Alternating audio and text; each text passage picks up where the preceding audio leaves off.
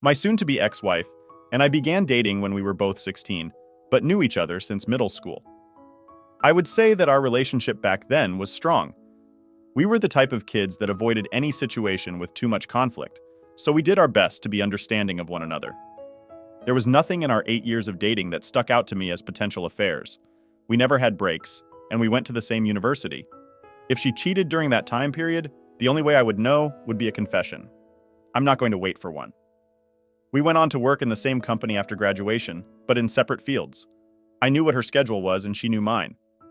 We would even meet whenever we had spare time for lunch. We then got married in June 2008 and shortly after my mother passed away. It was in a car accident. I cut my honeymoon short to attend her funeral, and my soon-to-be ex-wife was supportive of me at the time. She would take care of everything while I grieved for my mother with my father. The house, the bills, therapy sessions, emotional support. She did everything a person could. That was who I saw as my wife. Whoever she is now, I have no idea. I struggled with depression and nearly lost my career. If it hadn't been for my father and her, I don't think I would have ever recovered. I came out of it with the knowledge that my loved ones would have wanted me to be better. So I worked 3 times harder to advance in my career. I wanted to be able to support a family that my father could spoil as a grandfather. My soon-to-be ex-wife, while also advancing in her career, seemed shocked at my drive. I recall her saying that she didn't think she could keep up with me and that she was worried I would leave her behind. Perhaps she developed an insecurity there.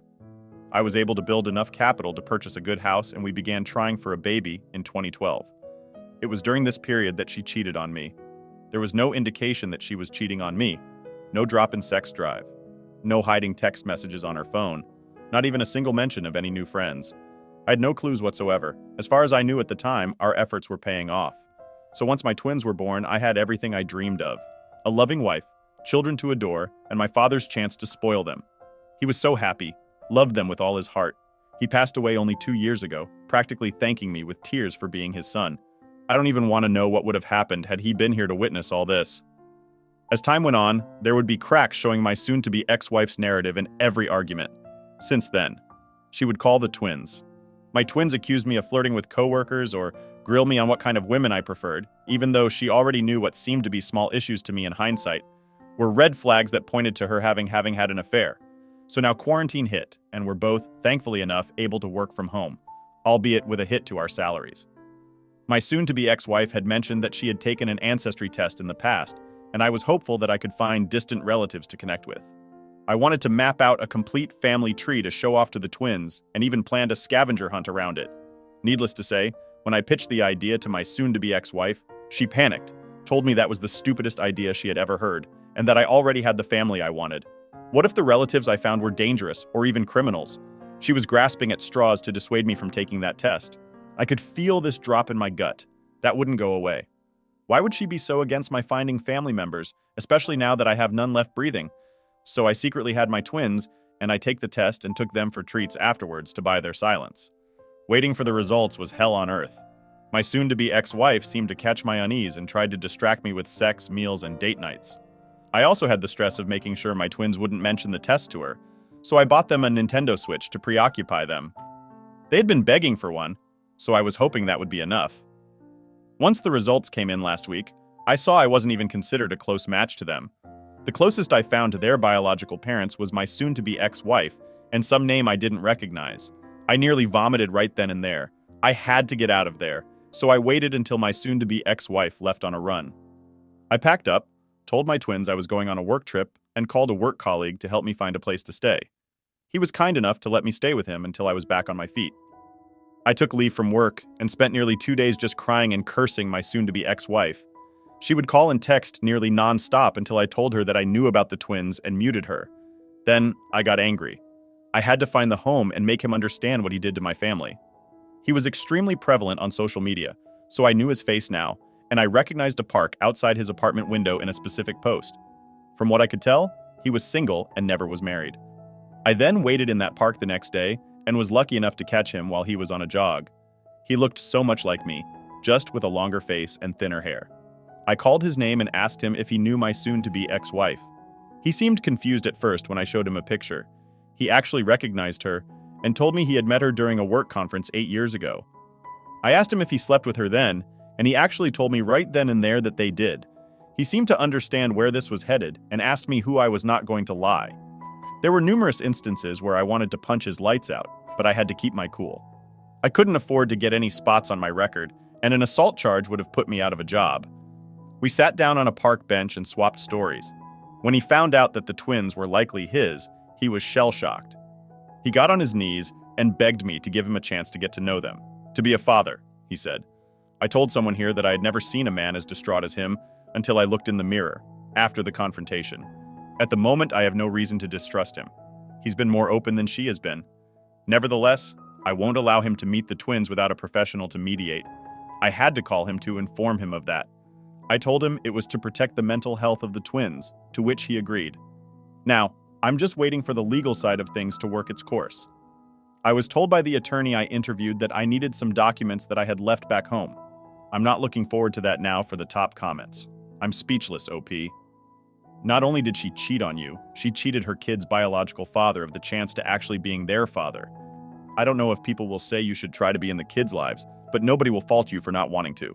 You're in an extremely sick situation, and your wife is an evil and vile person for what she did to you. All I can say is, I hope you the best. Stay strong, man. I will. This is just so unreal to me. Perhaps at the end of the road I'll come out of this with some backbone. I just hope I can make it there. You really need to tell her parents that you are divorcing her, and the reason why her mother may side with her, but I guarantee you her father will understand. They will still be on her side as she is their daughter, but you have too much history with them to not give them a reason. Also, get a true paternity test done to be sure, and get an STD test done as well. Your daughters are too young to understand all this, so please think about that when you decide how to tell them. Their world is blowing up and they don't know why. Can you have someone else go get the documents? I would very highly suggest you avoid communicating with your setbacks in any capacity. You never know how she would react if you were to go over there. The situation could turn volatile real quick. In situations like that, usually don't end up well for the man. If cops get involved, if you have no choice but to go yourself, then you need to take a witness with you in case you're set back. CW tries to do something crazy, which is very likely. Her life as she knew it is crumbling around her too, and she'll probably try anything in her power to either save the relationship or save face with family and friends. Good luck, man. I will have to go with a witness. My STB-SW would most likely refuse to allow anyone else to get those documents, and even call the police have pushed hard enough now for the first update. It's been nearly 2 weeks since I made my first post. I had hoped I could do more during that time frame, but life tends to mess with you. First things first. I had to go back to my home to pick up some documents as people advised. I had an officer escort me and also kept a voice recorder at the ready where I live. There is no need for both sides to consent to being recorded, so it was perfectly legal. I went back about 5 days ago after talking to my attorney and counseling from my therapist. When I got there, I couldn't see her car in the driveway, nor could I tell if she was still home. It brought me comfort seeing that I wouldn't have to interact with her yet. What made my blood boil, however, was opening my door and seeing the twins in the hallway crying when they saw me. The twins rushed to hug me. While that wasn't unusual, the urgency that they did it with made me worry about what could have happened. Perhaps this was me trying to distract myself from the pain I felt when I looked at them. But I zeroed in on why they were so upset at seeing me. They told me that mom just left and that she was mad at them, that she kept crying all the time and that she would scream at them whenever they asked about me. They thought I had run away and that I was never coming back. One of them literally pulled me to the kitchen and pointed at the floor, saying that mom shattered a glass there while shouting at them and that the shards hurt them while they were trying to inform me of all this. I could feel my heart splitting in two. Half of me wanted to flee from the scene with them and protect them, while the other was worried about how the setbacks W could twist this to make her a victim. There was no visible signs of abuse, but I'm worried about what it could escalate to. There was no doubt in my mind that she had been drinking heavily. She has had a history of alcoholism. Her family is big on drinking. I haven't seen her drink since we were engaged, and it's possible she relapsed. I only had a handful of minutes left to collect my documents, so I told the twins that I had to rush back to work and told them that I loved them. I contacted their mother right after and told her that I wanted the twins to stay with me a while. Her voice was extremely slurred, so I knew she was drunk already. At 3 in the afternoon, she basically began bawling and apologizing for everything she had done, that she was a horrible person without me, and that she made a terrible mistake for cheating on the perfect husband. I told her that until she could get a handle on her drinking, she had to let the twins be with me. It took a while, but I was able to convince her that the twins were better off being with me for now. So the next day, I went back to my old home with the friend who housed me. God knows how, but she made it back there yesterday and handed me the twins, and kept telling me how the twins missed me and to give her a date for when I was coming back home. I know she was betting on the twins to lure me back in. She is unaware I already found their father and began filing for a divorce. Now they're here with me, and the mom isn't aware of that. I had continued reading the responses to my older posts, and people pointed out that the agreeable nature of our meeting was strange and concerning.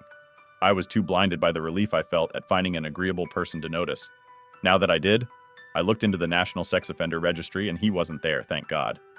I looked even deeper into his social media and looking for anything that stuck out and found comments from 2 years ago mentioning that he was engaged to someone, seeing no post of him with a woman or man in a romantic light. I can only assume that relationship fell apart. That was the end of my findings. I contacted him and told him that if he truly wanted to become a father, we needed complete transparency between each other. I told him that I knew nothing about his past and what kind of romantic relationships he is prone to build. I needed to trust that he would be good to the twins and that whatever future partner he may have will be the same. I offered to do the same if he wanted me to, but he refused. He would do it if it was what I needed. I know polygraph results aren't always accurate, but it was the only thing I could think of at the time. The most reasonable theory I have is that the reason for his engagement breaking down was the same reason he was so driven to take the role as father, perhaps a miscarriage or something. We'll take that test later this week. I assume I can pick what questions he had to answer, but if that's wrong, please let me know. Beyond that, my STD test came back clean. I'm okay. Seeing the twins all the time now hurts. Hearing them call me dad feels like a stab in the chest each time, and hugging them makes me feel like a criminal, but I'm dealing with it. I'll try to keep recording all our interactions so that the setbacks.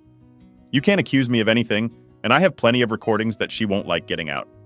Needless to say, I've also had a paternity test done, and it's official. I'm not their father. God, it fucking hurts. Now for the top comments. Dude, I am so sorry that you find yourself in this situation. But on one level, there's a story I read today about a man who divorced his wife after raising 2 girls, and the wife had the gall to tell him he was not the father of the youngest one to rub it in his face.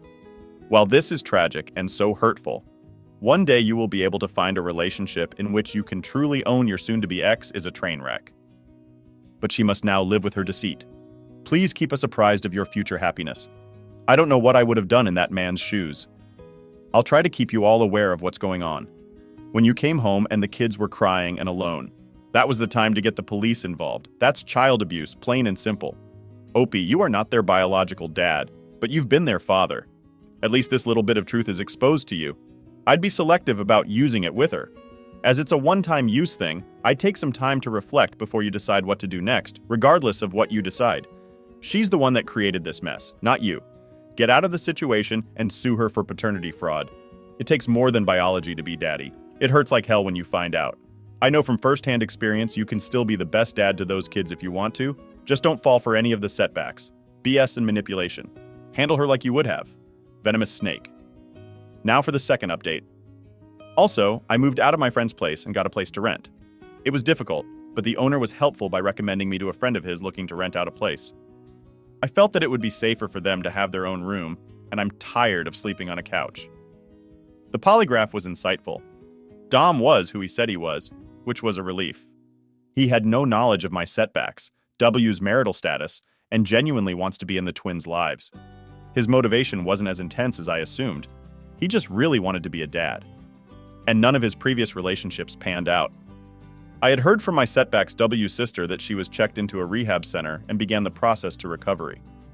At least it would make serving her papers a lot more simple. However, the main issue was the fact that the twins definitely overheard I'm not their father during their time with their mother. I knew they were acting strange since I took them with me. They clung to me far more intensely than normal, asking me worrying questions like if they were adopted or whether I was going to run away again. I had chalked it up to what they had gone through while they were with their mother, due to how difficult it was to get them to talk about it. They would just ask the question and run away once I answered, only to return and demand. I let them sit on my lap to watch me work or to play with them. I would try discussing what their feelings were like, only for them to shut down and then flee. At that point, I had set up an appointment for a therapist to see them. I guess at some point they couldn't handle it, and one of them came to me sobbing while I was asleep and just hugged me. Sherry, false name for convenience, was the one who clung to me the most during this period, which concerned me.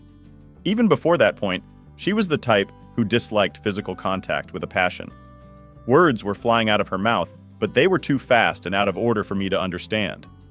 It took an hour before I even got her to calm down enough to be understandable, and even then it was up to me to make it make sense. But here's the gist of it. None of this are actual statements, and a lot of it is from my observation, assumptions, and piecing together broken statements.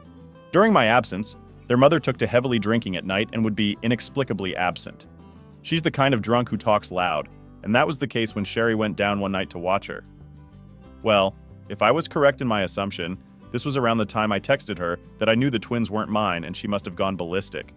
Sherry told me that their mother was yelling that I should have been able to love them as if they were mine and not to run away. So me coming back, that must have made them think all of that wasn't true. My behavior during their time with me, however, must have made them concerned. They noticed the drop in my gestures of affection. They wanted more hugs, more laps, sitting, more piggyback rides, and so on. But I simply couldn't do it as much as I used to. I try, I really do. But I can't stop feeling like I shouldn't do those.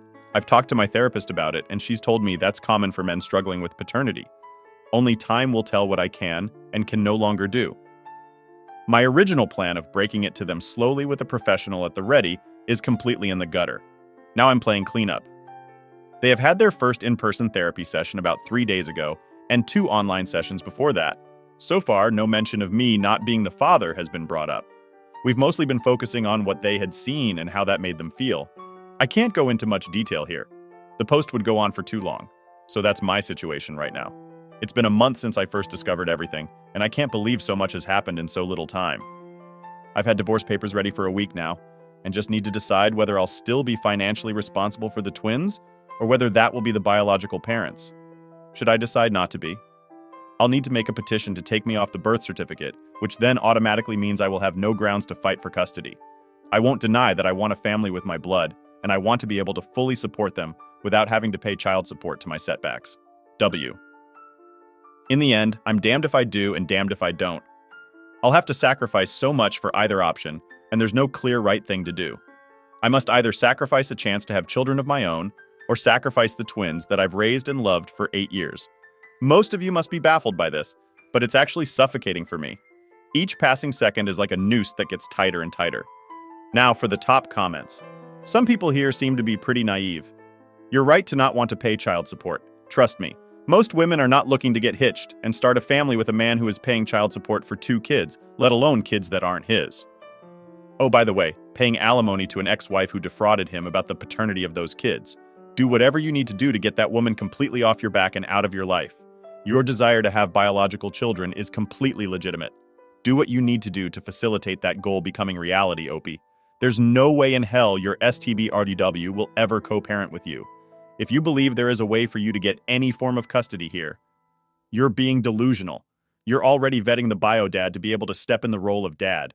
Once that happens, your setback W will have to split time with this guy. You think she won't try to make your life a living hell for that, regardless of it being right or wrong? The good thing is how well you're working with the bio-dad, as he seems like he takes your concerns seriously. Ally with him, as he will need your support throughout this. Perhaps your lawyer can represent him. This will be very important later. We all get it for you. Leaving the twins will hurt like hell. But again, think with your brain, not your heart. You are way beyond having a life bearing any resemblance of what you had 6 months ago. No matter what, your daughters have a shaky foundation as it is. Try and legally stay custody, and the courts could hook you with ridiculous child support and alimony payments that go to your wife. Despite this being her fault, she will resent you for these events and take your money hand over fist while trashing you to the twins. Smart play is to sever all legal and accountable ties as possible. Help bio-dad establish his place in the twins' life. That way you move on with your life, yet still being able to know how the twins are doing when their mother trash talks you to them. You have someone who will correct the story and sing your praises. Good luck, OP. Now for the final update. Before I begin, I want to thank everyone for all the support and advice you've all given me. You've all saved my life in more ways than one. I apologize for not updating until now. I was advised by my therapist to avoid being influenced by too many other perspectives and opinions in order to faithfully discuss my own feelings and opinions with him. And so I did. I informed my therapist about making one final post, and he told me that while he advised against it, he couldn't decide that for me. So this may be my final post. at least until everything is truly said and done. My setbacks W had left the rehab center earlier than her caretakers advised. About 8 days after my last post, I had already had divorce papers ready for her to sign and had her served while her sister and she were at my old home. She called me and tried to plead with me not to go through with it, that this would tear the family apart. I couldn't stand it. I wish I could say I was calm and methodical in my response, but that would be a lie. I was vitriolic, resentful. I told her that the family was torn before it began, that she was a disgusting, slimy creature that couldn't even love her own kids. Right. That she was the lowest life forms I had the displeasure of ever knowing. I said a lot more than that. Those were the nicest things I mentioned. I could feel the shock she felt at all the hateful things I had said. I was lucky that I wasn't at my apartment when she called me. The twins were spared from seeing me lose control like that. Regardless the setbacks. I got the message that I was serious about divorce and pulled 80. Now she had sent me threatening messages, saying she'll take every penny I have. I had been filing every conversation and message I could get before blocking her, informing her that I would only contact her through my attorney. She hadn't mentioned or asked about the twins up to the day I blocked her, January 16th. And I have noted that the deadline is coming up, and she still hasn't responded in any legal capacity. The twins have been doing much better. They have been recovering from all the shock and upheavals that has been thrown their way since this all began. It's clear that they haven't really processed that another man is their biological father, and their therapist has discussed with me that a lot more work had to be done before really tackling that issue. The way they learned their true parentage was one that could have serious repercussions, if not handled correctly. It is for that reason that I've decided to hold off any meeting between them in the home. The mom has let me know just how disappointed he was, but that he understood the reason behind it. He has actually began to pay me back for all the money I have spent on the twins' education. So far, he's paid me $6,524. The guy has been really trying to pay me back. I've kept records of his payments and haven't touched the money yet. I would rather put it into some kind of savings account for the twins and for myself. I've been doing much better mentally. I have continued to sketch and draw whenever I'm alone so that I don't let my mind wander too much. I've also rekindled my childhood love for gaming. Bought myself a piece for 2 weeks ago. PS5s are nowhere to be found these days and have been enjoying it ever since. The twins and I play together when we can, and it's helped ease the pain I felt when interacting with them. But it's clear every single one of us have been traumatized by my setbacks, whose actions I have been putting off any decisions about custody, at least until my therapist and I have the utmost confidence in my emotional stability. If there are any questions, I will be happy to answer what I can. Now for the top comments.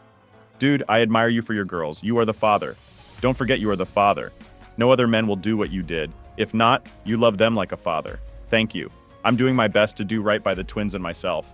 Her treatment of the kids during this and her not asking about them in your last call is disturbing.